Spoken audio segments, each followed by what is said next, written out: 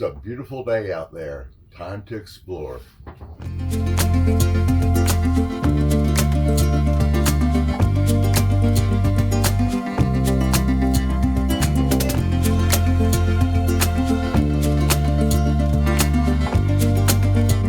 Hello everybody.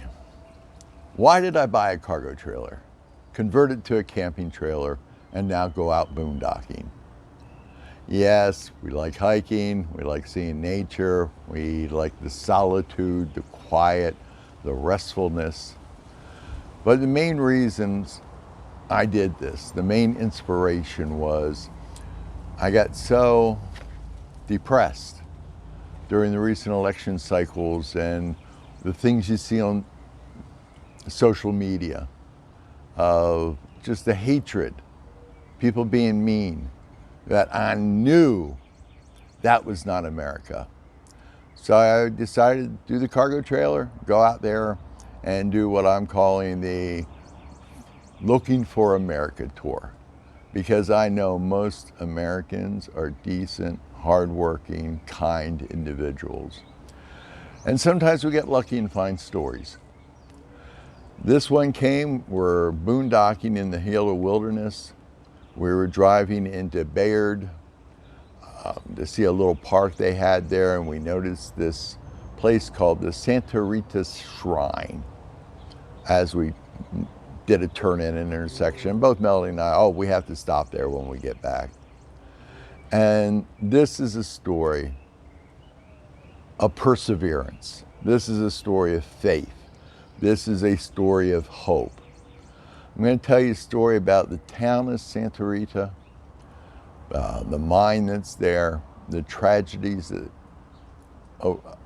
that happened in this town, various ones, and to try to give you an idea of how the people persevered through no matter what hit them,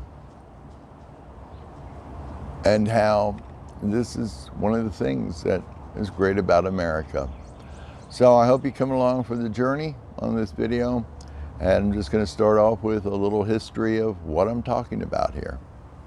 Santa Rita today is a ghost town in Grant County in New Mexico. It's the site of the Chino copper mine, and Santa Rita was located about 15 miles east of Silver City, New Mexico. Copper mining in the area began late in the Spanish colonial period, but it was not until 1803 that Francisco Manuel Algua, a banker and businessman, founded the town of Santa Rita. He named it Santa Rita del Cobre after St. Rita of Casquilla and the existing mine. During the early 19th century, the mine produced over 6 million pounds of copper annually. The crudely smelted ore was shipped for further smelting and sent to Mexico City on muleback. The area was relatively peaceful despite an occasional attack from the Warm Springs band of the Chiricahua Apache, who lived nearby the headwaters of the Gila and Mimbres rivers. In 1837, however, an American trader named John Johnson lured the Apaches to a gathering and then massacred them to sell their scalps for the bounty offered by the Mexican government. Johnson's massacre inflamed the Apaches rather than intimidated them. The rich Santa Rita copper mine in New Mexico was a principal target of Magus Colorados and his followers. In 1838, 22 fur trappers were killed nearby, and the Apaches severed the mine's supply line. The 300 to 400 inhabitants of Santa Rita fled southward to the Llanos Presidio, 150 miles away, but the Apache killed nearly all of them en route. Afterwards, the Santa Rita mine was only occasionally in operation until 1873, when Apache chief Cochise signed a peace agreement with the U.S. and the mine was reopened. Martin B. Hayes reopened the mine. However, the town continued to be subject to Apache attacks from Geronimo, Victorio, and other Apache war leaders until 1886. When Geronimo surrendered for the last time, a post office opened in 1881, and the coming of the railroad 5 years later spurred further development of the mine. After the Santa Rita mine was converted to an open pit in 1901, the town was forced to move several times as the pit grew. Shortly after the town relocated in 1957, heavy rains washed boulders and mud into the new town site. The town was abandoned once and for all in 1967, and the school system for the area was discontinued in 1972. Now I'd like to introduce you to Linda, who we met at the Mimbres Cultural Heritage Museum.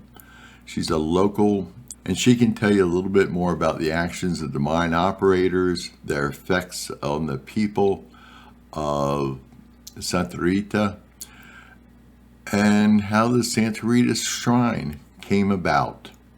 So here's Linda. Santa Rita was the patron saint for the little community that was removed when the mine expanded. Trying not to get too deep in the weeds here. When the mine decided it needed the property that the town of Santa Rita was built on, and it was a proper town, it had a hospital, a lot of kids were born there, but mine owned the land and they decided they needed it for their tailings pile.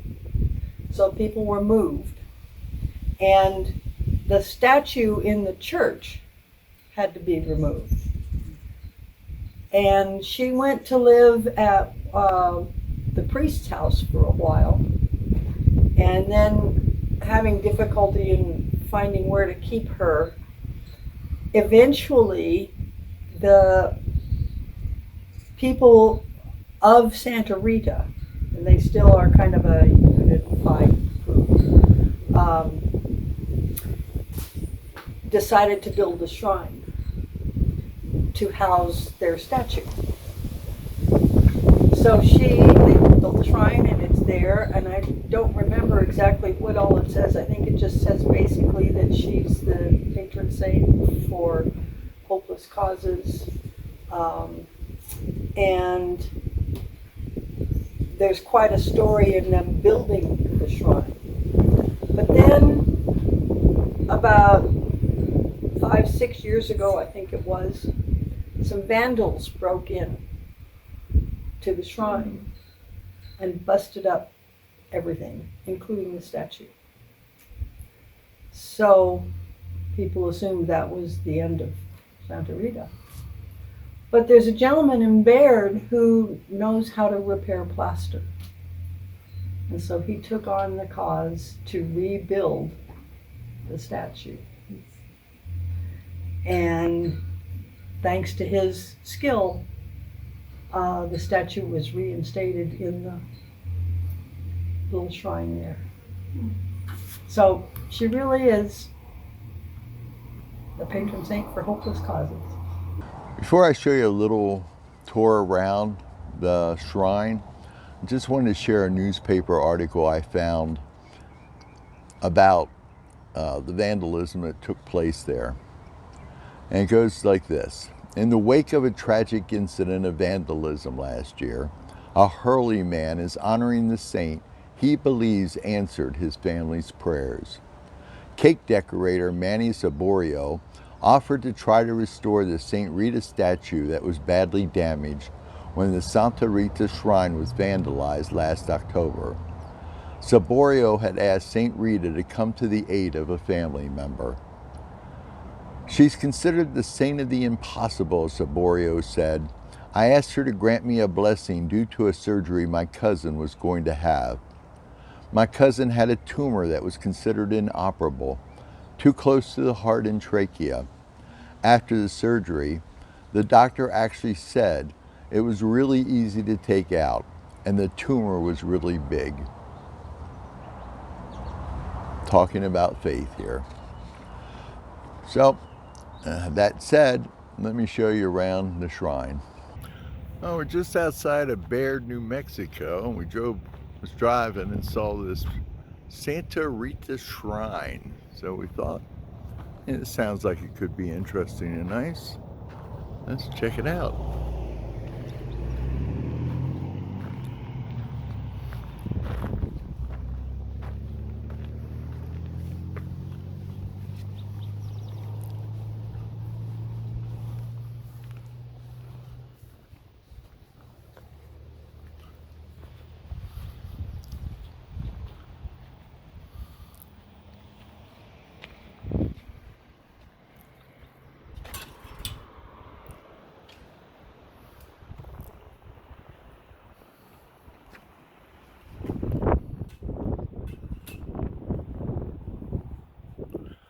Oh, this is for the, let me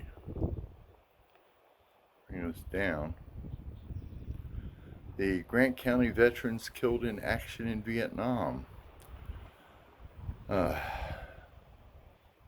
Wow, this is so nice. That I assume Baird, the city of Baird, did this. I'm almost speechless here. Take a quick walk around.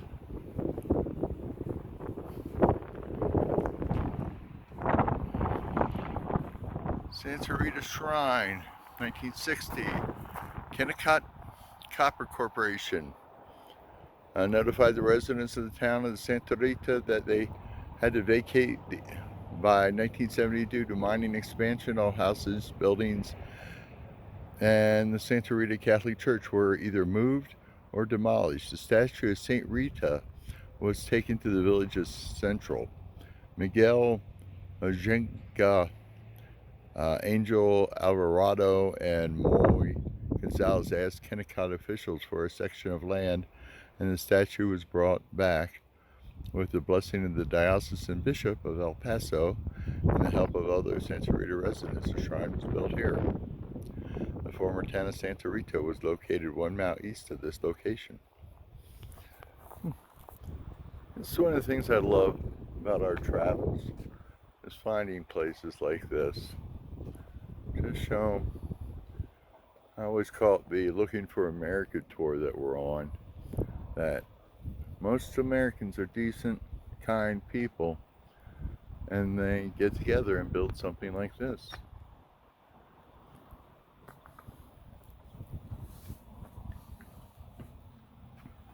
And I don't know how well it's going to come out with me and the glare, but that's a statue of Saint Rita, for which the town was named after. Well, I hope you enjoyed the video. Found it inspiring. We found the shrine. We weren't planning on going there. We were just taking a turn, saw it, and said, well, on the way back, we're going to check this out. And I think it's a wonderful story. Here's a people that have lived through so much tragedy, but their faith has preserved them. And if you like this type of video, please consider subscribing to the channel. Melanie and I kind of go out of our way to find places like this. Sometimes it's accidental, sometimes it's just luck. And then we go down rabbit holes to find out all we can. So if you like these type of stories, please consider subscribing to the channel. Give it a thumbs up. Hit the notification bell. Leave comments. I like to spread stories like this, and the more subscribers you have and the more likes, the more the YouTube algorithm spreads it. So hopefully you'll help me out on that one. And as I said, hope you enjoyed it, and have a blessed day.